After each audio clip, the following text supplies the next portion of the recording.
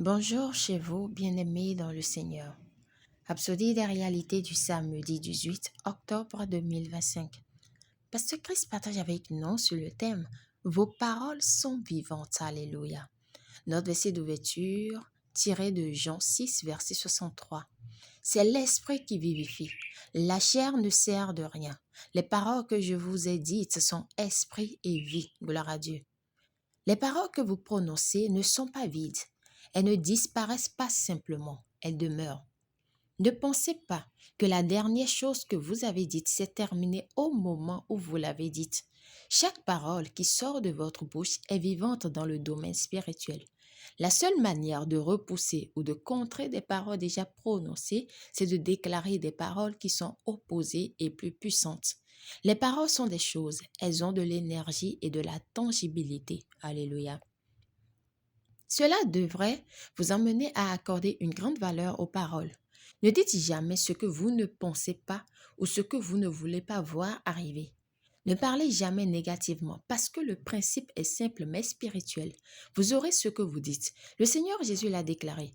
Car je vous le dis, en vérité, que quiconque dira à cette montagne, ôte-toi de là et jette-toi dans la mer, et ne doutera pas dans son cœur, mais croira que ces choses qu'il dit s'accompliront, il aura tout ce qu'il dit. Marc 11, verset 23, la version King James, gloire à Dieu. C'est pour la même raison qu'il nous dit de ne pas prononcer de paroles oiseuses et inopérantes. Je vous le dis, au jour du jugement, les hommes rendront compte de toute parole vaine qu'ils auront proférée.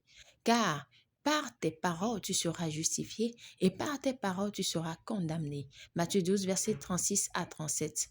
Les paroles oiseuses sont des paroles inutiles, des paroles que vous prononcez et qui n'ont aucune signification. Il dit que vous serez tenu responsable pour avoir prononcé de telles paroles. Souvenez-vous, vous êtes créés à l'image et à la ressemblance de Dieu. Et qu'a dit le Maître à son propre sujet? Il a dit, les paroles que je vous ai dites sont esprit et vie. Jean 6, verset 63. Il accordait une grande valeur aux paroles. La différence entre les paroles du Seigneur Jésus et les paroles de toute autre personne, c'est qu'il déclarait la vie. Il nous a donné un exemple à suivre. Alléluia. Proverbe 18, verset 21 dit, la mort et la vie sont au pouvoir de la langue. Déclarez uniquement la vie. Et tout dans votre vie et votre environnement vivra. Déclarez la vie à votre entreprise, à vos finances, à votre corps, à vos enfants et à tout ce qui vous entoure. Souvenez-vous, vos paroles ne meurent jamais. Elles sont vivantes et actives. Elles déterminent le cours ou la direction de votre vie. Si vous serez un succès ou un échec dépend entièrement de votre bouche. Gloire à Dieu. Alléluia. Priez. Cher Père, merci de m'avoir enseigné la puissance des paroles.